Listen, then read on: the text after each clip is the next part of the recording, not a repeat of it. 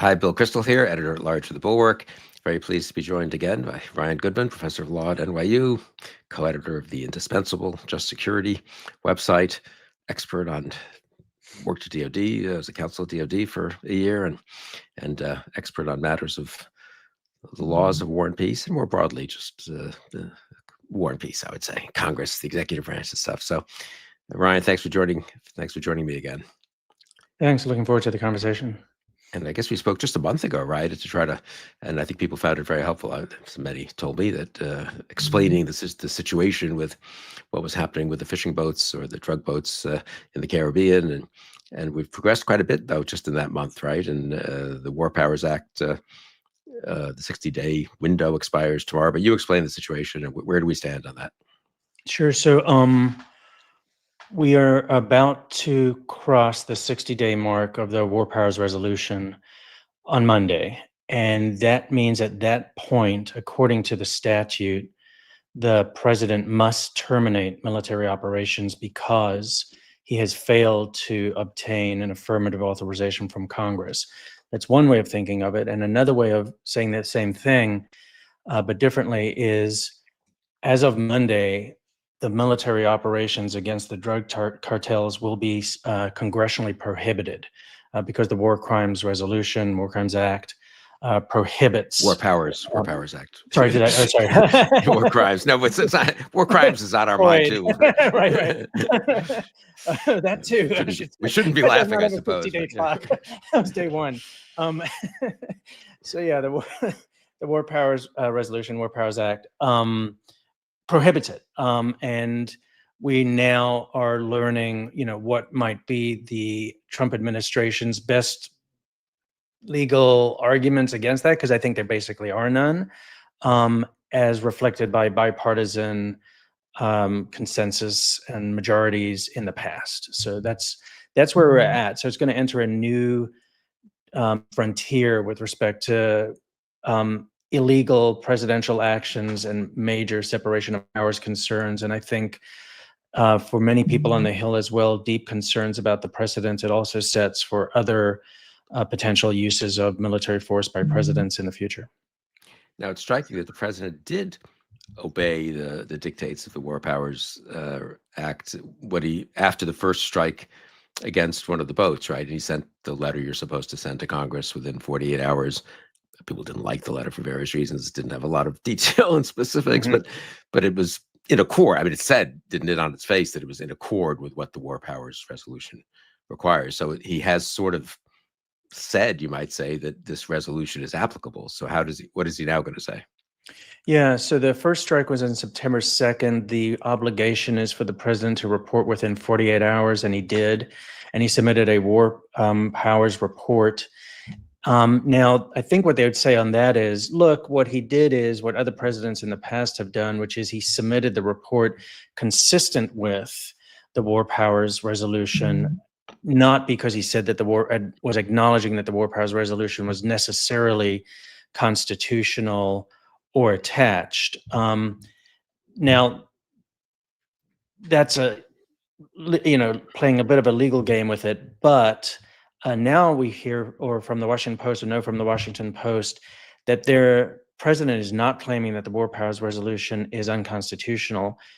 The argument is instead something very different, which is to say it doesn't apply to these kinds of military operations, even though that's the oddity. But September 4th, the Trump administration submitted your report according to the War Powers Resolution. So it sounded like you thought it was applicable then.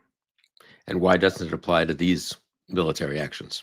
Okay. According to the administration, according to what I think is not uncontroverted Washington Post reporting, which I think the administration pretty much confirms on the record. So yes, and with quotes from the Post as well. The administration's argument is that this is not an introduction of U.S. armed forces into hostilities.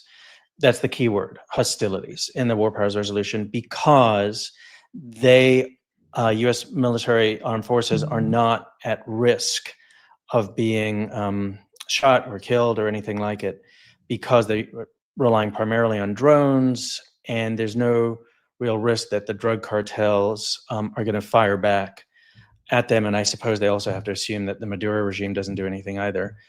That's the argument. Now, they've got some deep, deep problems with the argument. And the deepest problem is that might be, to some degree, executive branch, Office of Legal Counsel view, that there's some arguments as to why it has been raised in the past. But even when it was raised in the past, it was not raised by the OLC with respect to Libya. That's the big case in the past under the Obama administration.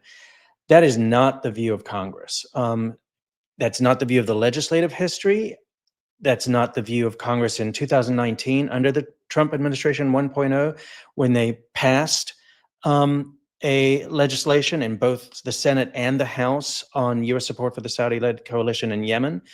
It was a very broad definition of hostilities. It was, in fact, in that instance, for U.S. support for aerial refueling of Saudi airplanes. There was no chance that the Houthis were going to shoot down U.S. airplanes, and it is the view of Congress at the time, legislation that was bipartisan, that hostilities was broader. Let's put another way of running at that same question. According to the Trump administration today, the United States is engaged in an armed conflict with the drug cartels, a non-international armed conflict, an armed conflict with the drug cartels, but it's not hostilities. That's the absurdity of their point. That's the absurdity of their point. And the legislative history of the War Powers Resolution is that Congress specifically decided to use the word hostilities because they thought it was broader than the word armed conflict.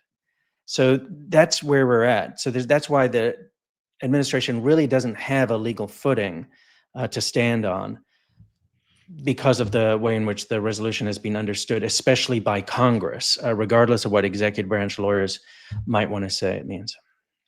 And what strikes me just reading about it is, I mean, there's some semi-plausible notion that if our troops aren't at risk, really, though we don't know, they could be at risk, obviously, as you say, Maduro could do things and others could intervene, but it's not really hostilities. But that would sort of imply that, I mean, correct me if I'm wrong, that if we dropped massive bombs on some place that couldn't respond, or did it from 30,000 feet, or did it by drone or by missiles, obviously, which presumably don't put American pilots at risk, there's just no congressional say. I mean, I honestly, this sounds hysterical to say it this way, but if we dropped a nuclear weapon somewhere, sent by an ICBM, no American would be at risk in the way they're defining it, of, a kind of tit for tat combat with, ground troops or air power being shot at by surface to air missiles and so forth. So it seems a little bit crazy that the Congress has nothing to say if we just attack people, as long as it's from over the horizon and by, where the opponent can't really get back at us right away. Yes. And when the Obama administration tried the argument for the Libya intervention in 2011, it had multiple elements to their argument. But on this particular element of, U.S. forces are not at risk, Speaker Boehner of the House said that it was preposterous. Republican senators sent a letter to Obama saying this is obviously in violation of the War Powers Resolution. The Republican senators who sent that letter that are still in Congress include Senator Mike Lee, Senator John Cornyn, Senator Ron Johnson, and Senator Rand Paul, and some other Republican senators as well, but they're not currently serving. So it was pretty clear. And I should also mention Charlie Savage had the absolute best reporting, both in the New York Times and in his book Power Wars, in which he showed that internal to the Obama administration, the senior lawyers at the Pentagon and the OLC, Office of Legal Counsel at the Justice Department, completely rejected the idea that this theory of, if U.S. forces aren't at risk from the bombing, that then the War Powers Resolution doesn't apply, because it would lead to the examples you provide. Those hypotheticals fit within that framework, and it almost shows the preposterous nature of the theory. Yeah, just on the Libya thing for 1 second, because people are using that as kind of, Obama did it too. He should have listened to his own lawyers in the Justice Department and elsewhere, and followed the War Powers Resolution. or followed it more carefully and dutifully. But it also was a national mission. There was an actual civil war going on. I mean, we were intervening in it and helping the rebels against Gaddafi, but that's a little different feels to me that then. I mean, probably still Congress should probably still approve it, but it feels like that's a little different from us unilaterally blowing boats out of the water. I mean, that's just us acting militarily, period, right? I mean, Right. there's no ongoing. Well, I guess they would say there's an ongoing attack on us by these drug boats, I suppose. Right. But it is funny. I mean, in their framework, I've thought about this, which is if they think that the drug boats are engaged in hostilities and attacks, which is what they've also been saying, then it is not the case. This is very hard to figure out because they're making mincemeat of regular words. But if those drug cartels are engaged in hostilities and attacks against the United States, then indeed bombing them can produce hostilities and attacks from them against the United States. If the drug cartels are really this organized armed group, Yeah. then it's not just even putting American soldiers at risk, it's putting Americans at risk according to their definitions. But obviously they're not here for coherence. They're just trying to bootstrap arguments. And I think that according to the Post reporting and other reporting, New York Times, CNN, there is pushback, bipartisan pushback on the Hill, because these legal theories are obviously riddled with problems. Unfortunately, a lot of that pushback from the Republican side is behind closed doors. So we're getting more inklings of it, but and we'll see soon because there's going to be, looks like, legislation from Rand Paul and Tim Kaine around the corner, maybe as early as this coming week. But that's where things stand. And I suppose the administration takes the position it takes. Congress, what could Congress, how can Congress act? I mean, I guess there are a variety of legislative and appropriations mechanisms if they wish to try to get accountability for this, or is the administration just going to be very hard to force to do anything? So there could be appropriations. I mean, in the one of the final ways with the power of the purse is that Congress could cut off funding. And they could cut off funding in potentially with like the NDAA annual legislation so that they don't fund something, and it's that way can avoid the veto override problem.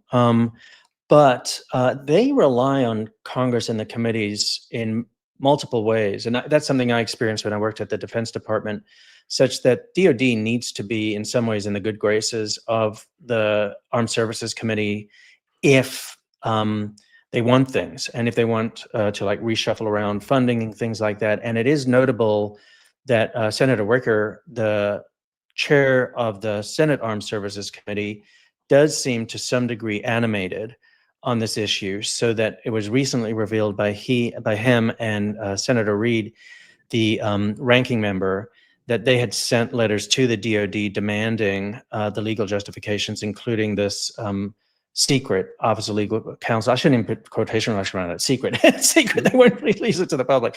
Secret Office of Legal Counsel opinion that provides some kind of legal justification that's hard to imagine. So there could be various forms of congressional action and congressional leverage, you might say, over the Defense Department. I was struck one of the pieces, I don't know if this is a piece you published, Just Security, I remember I think it was, yeah, the recent one you had, which you should say a word about, how people can find that, and that earlier piece too, earlier this week. But the someone said in passing, almost, I think the author said in passing that, Congress may have gotten used to also depending on the fact that within any administration, within the Defense Department and prior administrations, there were legal. There was an Office of General Counsel, obviously. There were JAGs. There were people in the White House.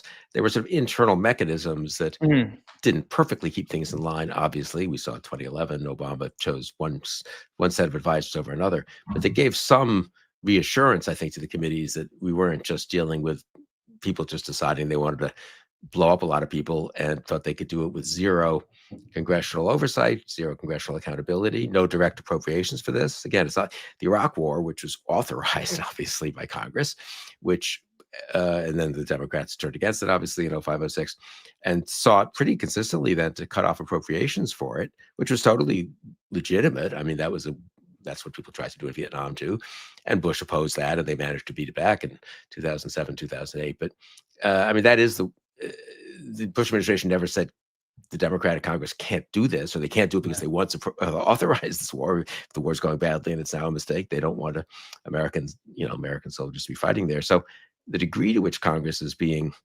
just cut out strikes me, and the degree to which there's no internal check Yes. on the Trump administration just strikes me as kind of extraordinary.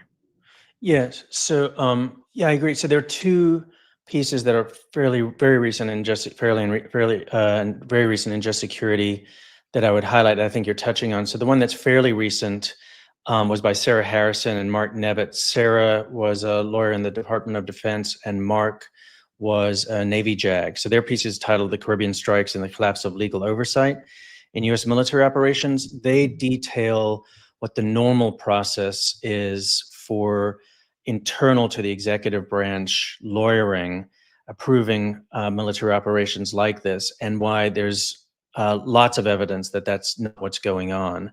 And so that the internal checks are, they refer to them as the guardrails, are severely damaged, if not being destroyed internally. So for Congress to defer to the executive in this situation, or for courts to defer to the executive if these issues can make it to court because of problems with standing and the like, that's a real serious concern, that we don't have the normal internal executive branch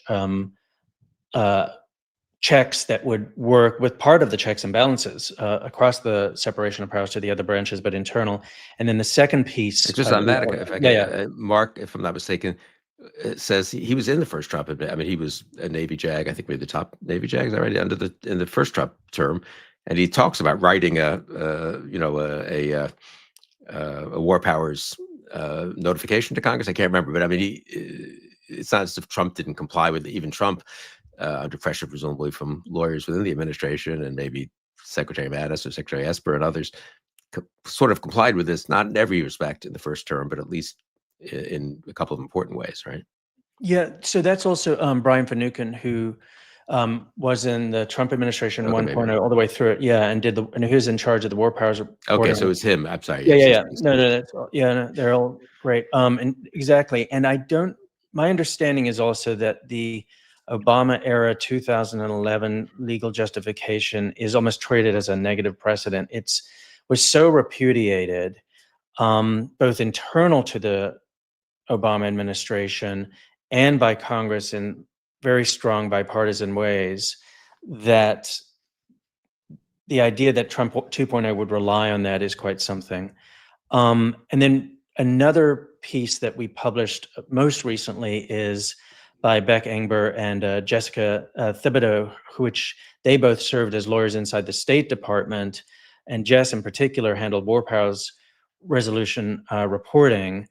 And they also detail the other check that you described, which is how Congress can indeed get in the game and make it much more difficult for the president to get away with unilateral or illegal or unauthorized military operations. And getting in the game includes simple things like open public hearings with executive branch witnesses, especially because the legal justifications here, and we can get into the policy justifications, like what on earth is the policy objective of all of this? I think that would be an enormous public service just to do that, but also would place a significant amount of pressure. And administrations in the past have caved under that kind of pressure because sunlight as the disinfectant can expose all the problems. I'll just reference one of them, which we haven't discussed here, but as far as I can tell, two things about the drug boat targeting. One, it's cocaine. It's not fentanyl. So I think there's the American public and political leaders are rightfully concerned about fentanyl deaths in the United States. Targeting TDA has nothing to do with that. The Trump administration's DEA has already said that fentanyl is not coming from Venezuela. It's coming from Mexico and China and Canada. That's one. If it's cocaine, the DEA says that 90% of cocaine coming into the United States comes from Colombia over the Mexican border. So are we really murdering or killing these people on the basis of 10%, less than 10% of cocaine coming into the United States?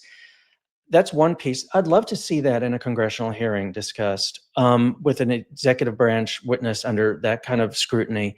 A second one is who's getting killed? Who's getting killed?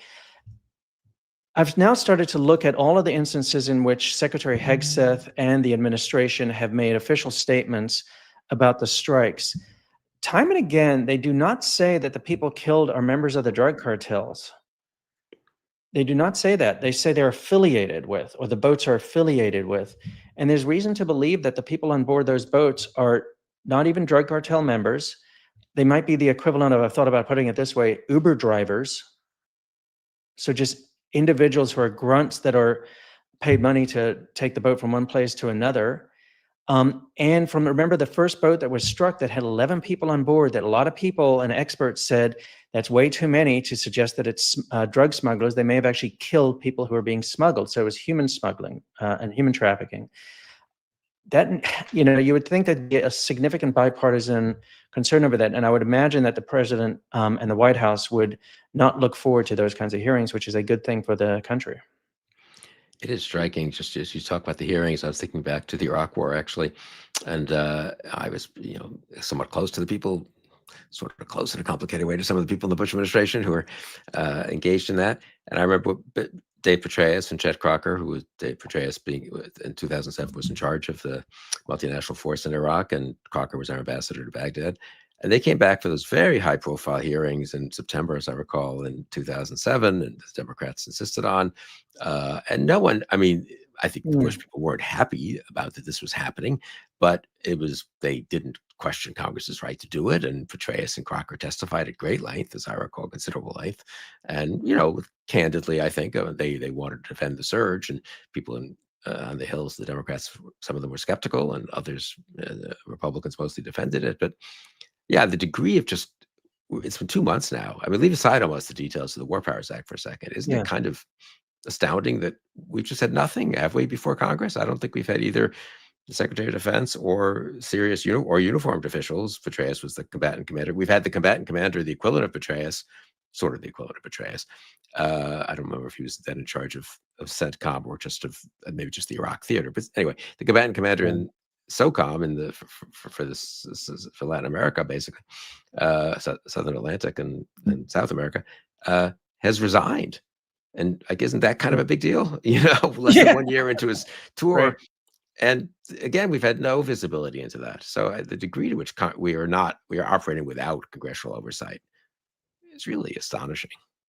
Yeah, and on an issue in which Congress really does have significant expertise on these committees and is supposed to be representing their constituents, and we're talking about massive military operations and a massive military buildup in the Caribbean, and not a single hearing on it. It's an astounding. And as you say, with the admiral resigning, there are the canary. There are a lot of dead canaries. Let's put it that way. So what happens, do you think? And how does this both legally and kind of more broadly politically, not partisan politics, but sort of in terms of the political system, how does this play out? And what do you make, incidentally, since you know quite a lot about defense policy and foreign policy, what do you make of the repeated attacks on these boats? Maybe, I think, accelerated, you could almost say, and then the big buildup near Venezuela. Yeah.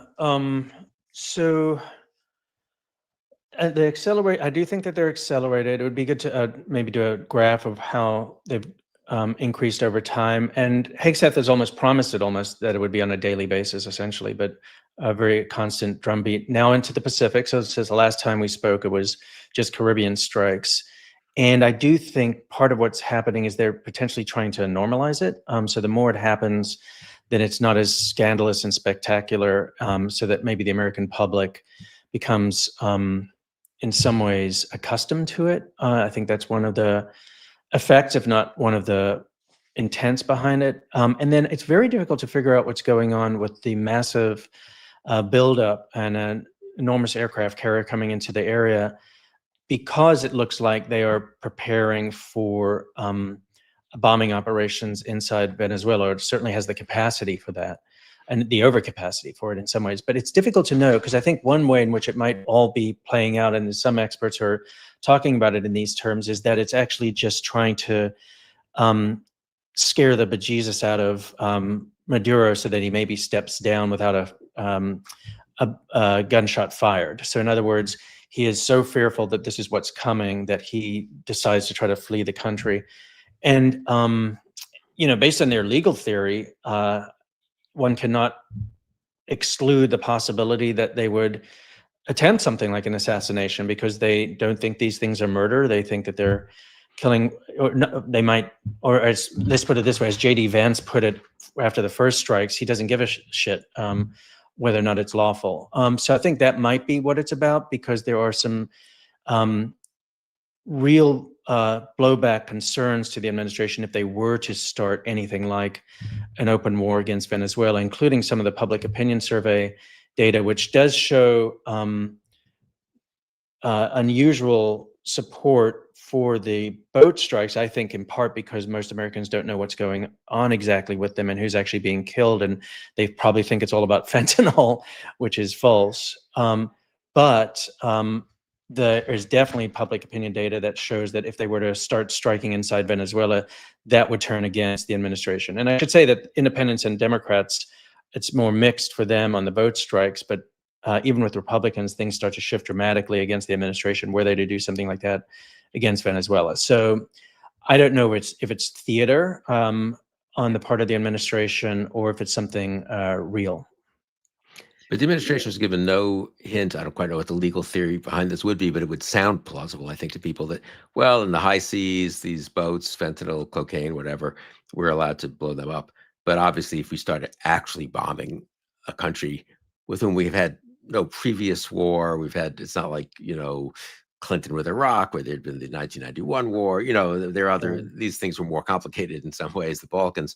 We're just going to start bombing a country whose regime we don't like, maybe with some good reason, well, I think with good reason, and that may be involved in drug smuggling. I don't know. I do feel like that would seem like a pretty big step, Absolutely. And as a matter of law, and then as a matter of policy, and just any lay person can see the difference between those. But as a matter of law, one thing I've said in the past as well, which is, if it is a U.S. military lethal operation on the high seas, the administration has a good argument that that is not in violation of the UN Charter. Were they to bomb inside the sovereign territory of another country, it's completely different. Completely different. I think it would be a diplomatic outcry at the UN. I think many members of Congress would be deeply concerned about that in a different way.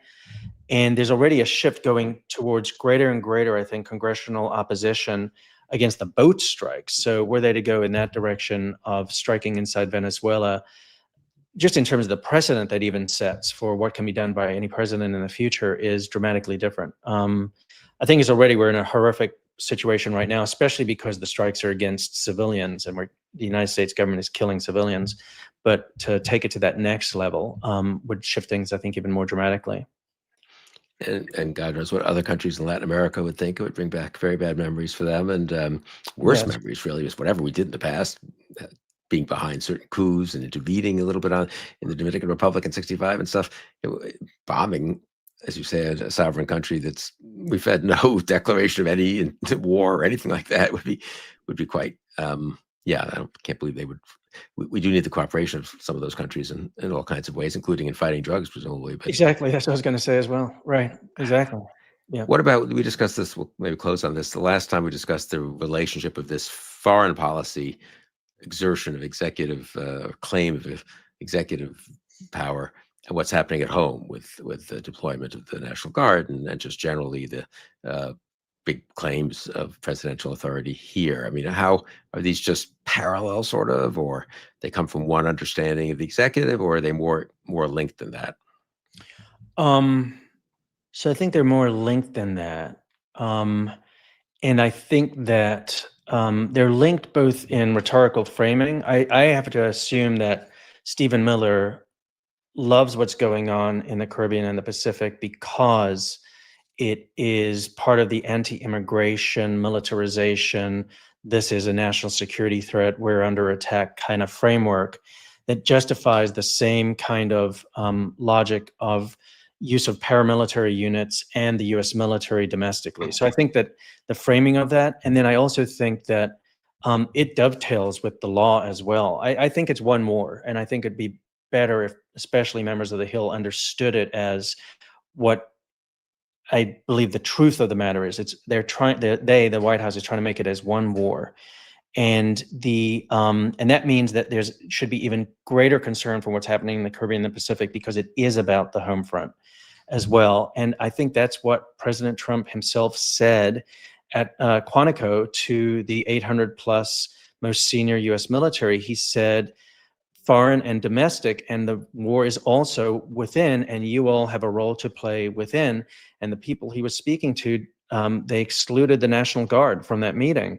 He was speaking to the active military leaders, and that is their framework.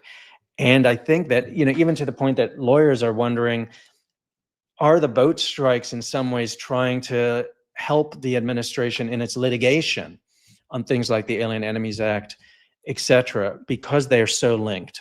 So I think people need to really understand how concerning this is. And just one other piece on how concerning it is.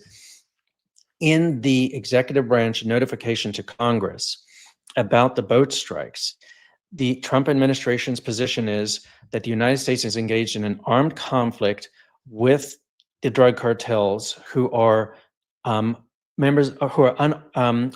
combatants.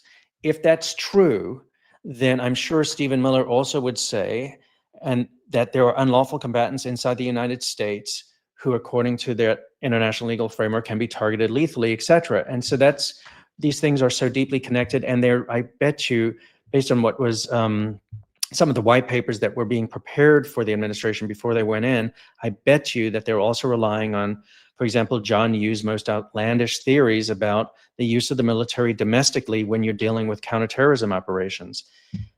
These things are all deeply connected, and it's going in a direction that I'm certain that the American public does not want, based on all the public opinion data on that. And just finally, I mean, it does seem like the talk about Antifa, the labeling of foreign terrorist organizations, then the invention of the domestic terrorist organization as a category. Antifa links them together somehow. The drug smuggling, narco terrorists, that we're adding terrorists to narco criminals, links them together. It does seem like an awfully slippery slope to basically, I don't know, treating people within the United States, including perhaps U.S. citizens, was, I guess, why not really, as enemies. I mean, and as enemies in a war where we don't really acknowledge much limitation in how we have to treat enemies, right? I mean, absolutely, and I think those are the explicit terms of the President of the United States at Quantico. When he said the enemy from within, he was referring to protesters and the like. He's referring to American citizens. The Antifa executive order, that's American citizens. And the one piece that we haven't mentioned here, but is in terms of extraordinary executive power, I think another piece that's probably going on that there has not been as much reporting on is national security surveillance. When you move this into the category of national security and notions of, even fabricated notions of terrorism, then it also kicks in significant surveillance authorities.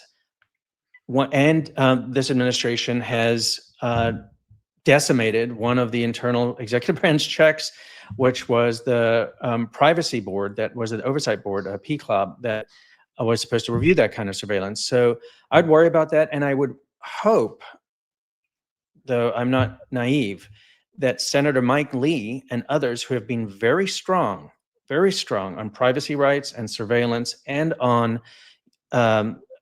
being against unilateral exercises of military operations, as he was in the Trump 1.0 administration, would be like Rand Paul and stand up against that stuff. And we'll see in the coming week. I do think that there's some hope that Senator Young will move in that direction. He made a statement that he did not favor the past resolution on the war powers resolution against the drug boats, but because it had a peculiar problem with it that believes Rand Paul is now fixing in the new legislation that will be introduced. So we'll see where this goes, but I think some of that is at least trending in the right direction in terms of bipartisan pushback from the Hill, representing Americans' interests with respect to military operations, and one would, I think, need to put into that ledger surveillance authorities. It's really amazing how much things have moved, though. When we had our conversation a month ago, maybe it was 3 weeks ago, 4 weeks ago, I thought, well, we'll do this again in 3, 4, 5 months and see where we stand. Yeah, right. But don't you think? I mean, it really is striking, and in a bad way. Obviously, I'd say that that the thing has the accelerationism of the effort, both in terms of actually people getting killed on these boats and the deploying of the aircraft carrier and the rhetoric, but also and the legal justifications, I mean, at home and abroad, is really, I don't know, even to me, somewhat startling. Yeah, absolutely. And the at least authorization of CIA covert operations inside Venezuela, though it's not clear as to where those things stand, but just adding that to the mix as well. That's all happened in the last couple months. Yeah, the president, I guess, chose to mention that. Yeah, so Yeah. well, we'll have to do this, I guess, unfortunately, more often. It's very important, though, and I really appreciate your taking the time and being so clear and explaining this, because I don't think it's a little complicated and it's a little hard to follow the ins and outs and war powers resolution in 60 days and all this stuff. But it really, the degree we've been at many inflection points, I got to say, over the first 9 months of this administration, but I do feel like we're hitting one pretty big one, a set of ones here, don't you think? And then the tying together, I think, of the foreign and domestic wars is really an important point that people haven't quite maybe come to grips with. Yeah, I completely agree. And Monday's one of those important markers, because after Monday, we're in a new territory with respect to at least the foreign part of this, and it's also accelerating at the domestic level too. So I'm deeply concerned about it, and unfortunately, I agree with you totally that we'll have to reconvene sooner than later. Well, we will do that. And thank you, Ryan, for taking the time and really being so clear and compelling and explaining what's happening out there. So I appreciate you joining me today. Thank you. I really appreciate the conversation with you. And thank you all for joining us on Bulwark on Sunday.